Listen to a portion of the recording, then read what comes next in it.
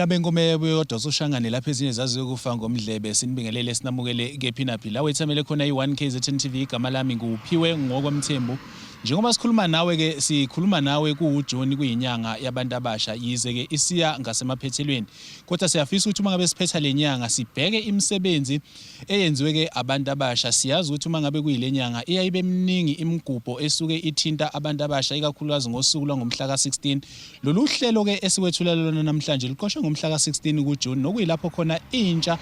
yakwaSokhulu ithatheke umsebenzi yawuyisa ke emphakathini. Ithi ke inhloso yayo ukuthi ngempela ke iqhakambise isidima kanjalo ke neqhaza labantu abasha abangalibamba emphakathini uma bengabambisana. Njengoba sikhuluma nawe ke osuku namhlanje sibheka umsebenzi omkhulu owenziwe abantu abasha basendaweni yakwaSokhulu nokuyilapho khona bakheleke umndeni wakwamthembu indlu ebekade ke ngempela ke umndeni ke obuhlwempu ngendlela ke esimangaliso baphinda futhi bakwazi ukuthi bakhele nomndeni ke wakwamtshali indlu nawo ke obekuwumndeni ke obuhlwempu ngendlela ke emangalisayo. Siyafisa ukuthi sizwe ikakhulukazi ukusukela nje ekuqaleni kusungulwa lolu hlelo kumbe kufika umcabango othinta ke lolu hlelo obelwenzeka ke ngawomhla ka16 ukuthi kusuka phi kulabo abantu abasha ukuthi baze bathathe ke isinqumo sokwenza ke umsebenzi omkhulu nobaluleke ngalendlela. Asibadedeleke singadli isikhathi sabo lapho sithi khona ke abakhulume ukuze sizwe ke ingqikithi nomongo wosuku kanjalo ke nomcabango omkhulu kangaka sithi ke abakhulume. Iwenesikhathi eside-ke ukuba sifinyelele la eqaleni siqale sahlonza sabuka imizi nezikhalazo kade zikhona nokubheka ibudget ethulwe ngumeya ukuthi iyehlile ibudget kalokho okusho ukuthi kukhona la bangezokwazi ukufinyelela khona ukuthi benelise isizwe sonke samakhosi amathathu umasipala wethu Mfolo ziphethe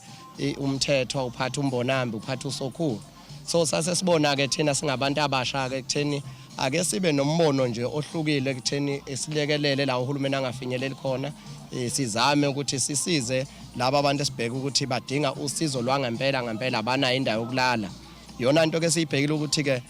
uma umuntu umnika indlu kufanele ukuthi umnika yonke into ngoba indlu yikho konke akufani nokudla kodwa into esuyinto ebalulekile ukuthi umuntu ulala kuphi. So sike sesibheka ukuthi ke siqala onyakeni sahlonza ke sinokuhlanganela nomkhandlu wenkosi nenkosi sahlonza imizi ukuthi nayo imizi esingaqala kuyona silapha ke njengamanje ke emndenini wakwamtshali sizovula indlu kagogo njengoba kade kubonakala nezithombe izovela imbhede na yonke into efuneka endlini nosomabhizinisi bonke abanikelile bakhona lapha abashuthile noyibona nezithombe zabo. Siyabonga kakhulu konke okwenzakala usuku luhle nelanga futhi nalo lisijabulisile oba akunamvula. Siyathokoza nje kakhulu sithi umcimbi wonke awuqhubeke nabafisayo futhi ukuphosa esivivaneni ngoba kuyisifiso sethu ukuthi lento ingagcini njengoba namhlanje kuusuku nje lo yi16 June lolu suku siqoke ngoba singabantu abasha ukuthi lona olufanele kuba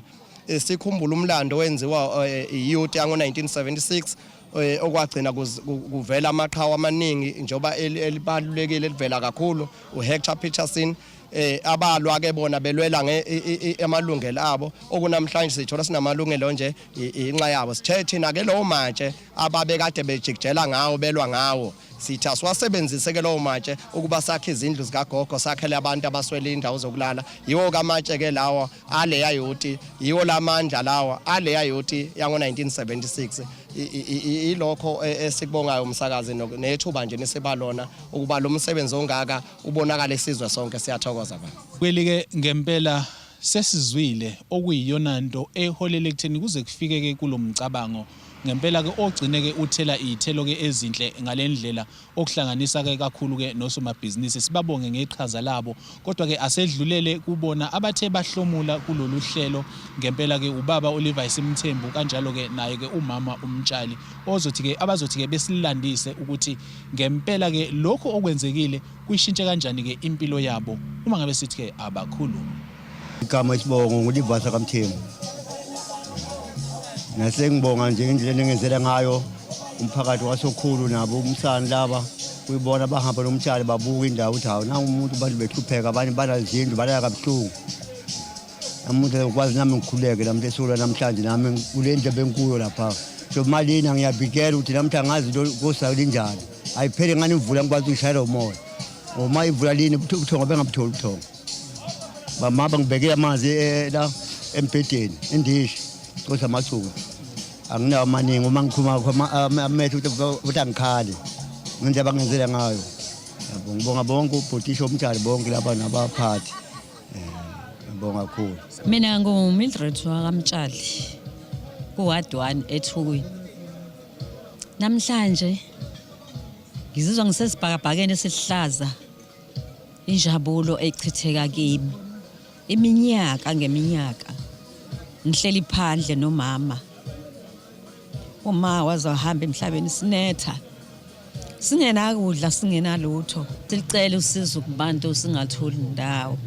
kwathi egcineni uNkulunkulu wafika enhlizweni yami ngakhumbula ukuthi khona abakithi ngahamba ngaya khona ngafika ngacela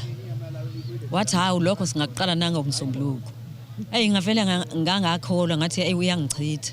angavele vumeka lula kanjalo nje ngithe ngibone elangeni lesibili kwafika ingane yazoshutha wona lamahlakahlaka esilele kuwona yahamba ingane emva kweviki angekho ngisekliniki kwadlula imoto eziningi ziza lapha ekhaya ngingazi lezi imoto ezingakazi yaphi kwaqhamuka umfana wazothi shesha laba bantu abadlula ngeemoto eziningi beze ku ngacabanga ukuthi hawu ngiyaboshwa yini ngenzeni la kuthiwa khona nendoni hawu mangifika ngifice yena uMagalela lo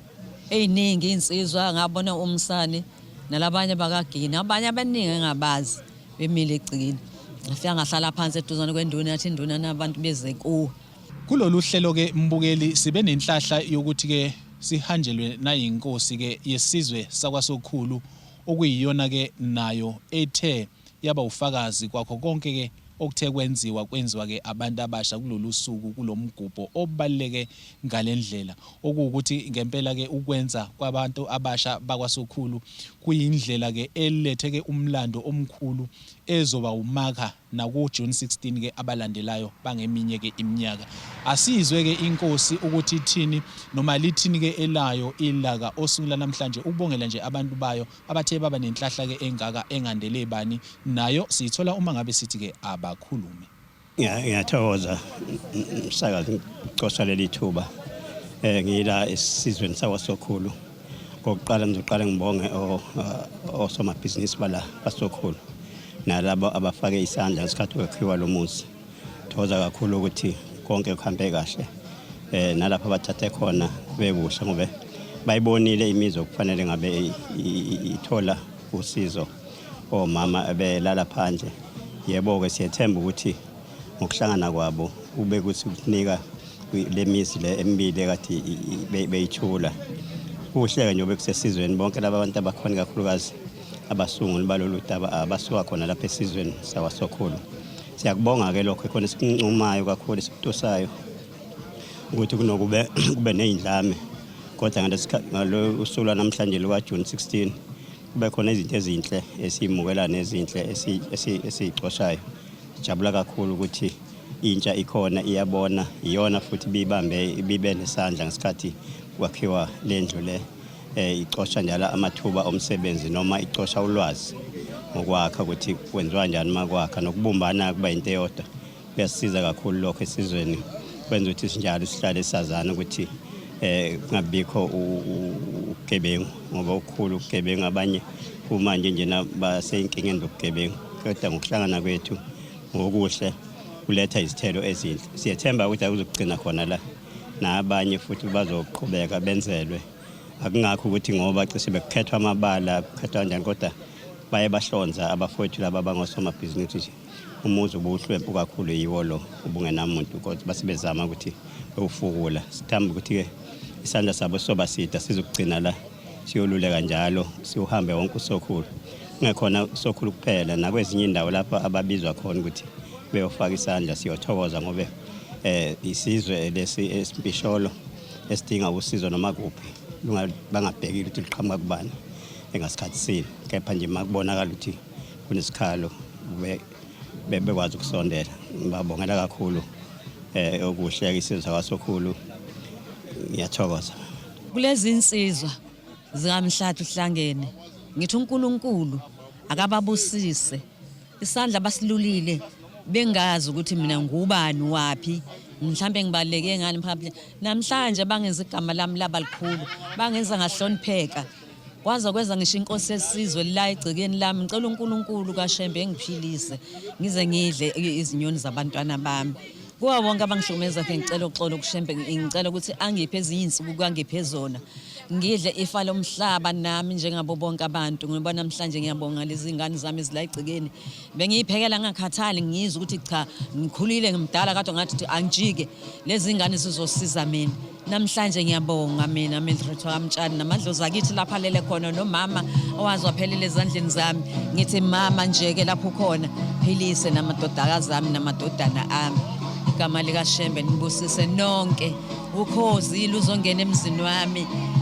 osomabhizinisi bonke bazongena emzini wami bazongixhasa nangempahla abanginike yona angizenza ngakholwa ngizenza ngimkhulu namhlanje ngiyabonga kakhulu inkosi nibusise nonke Silivaleke mbukeli ke uhlelo ngokuthi siphinde sibuyele kuyona ke inkosi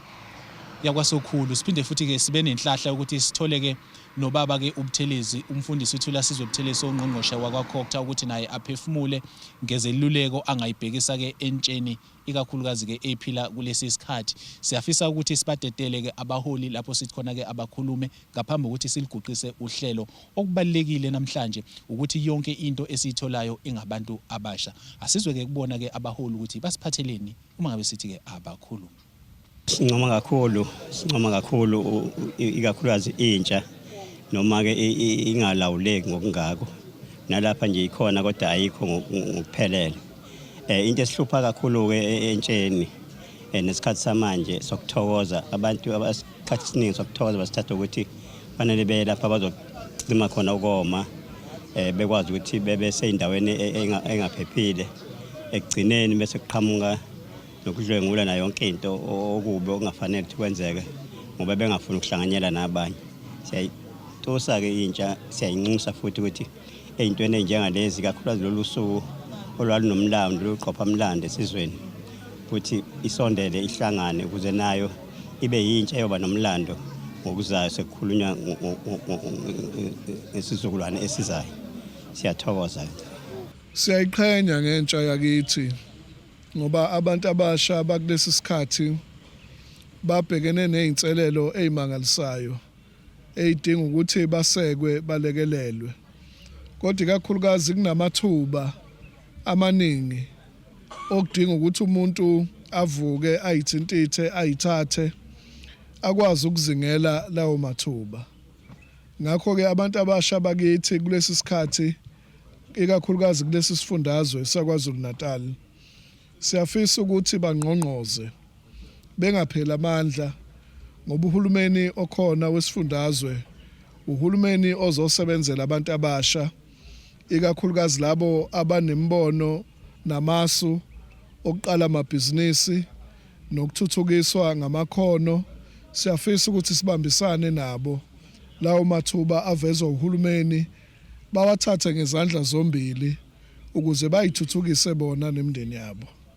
Yani nabakasiba singungu belenyakana sibhobo umuntu akuzizwa indaba usikhipha phambili akulaleni esiqhotsheni kwaceza undaba ohlome ehlathini obenjengohlanya imphanya lalanga lingaphumi kwandunu lithema liphuma nengazi amadoda siliguqisa kanjalo uhlelo besithi abakhulume sesizweni sakwaSokhulu sibonga kakhulu ukuthi ube ingxenye yohlelo siphinde futhi sibonge nabantu abasha ngokuqhamuka nomqondo nomcabango ophusile ngalendlela esiqhuquzela ukuthi engathi bonke abantu abasha bangaba nomcabango ke ofanayo igama lami nguphiwe ngwakwamthembu ngivumeleni ngiguqe siguqeni sonke siyothi sukuma kube kusoluzayo inkosi inibusise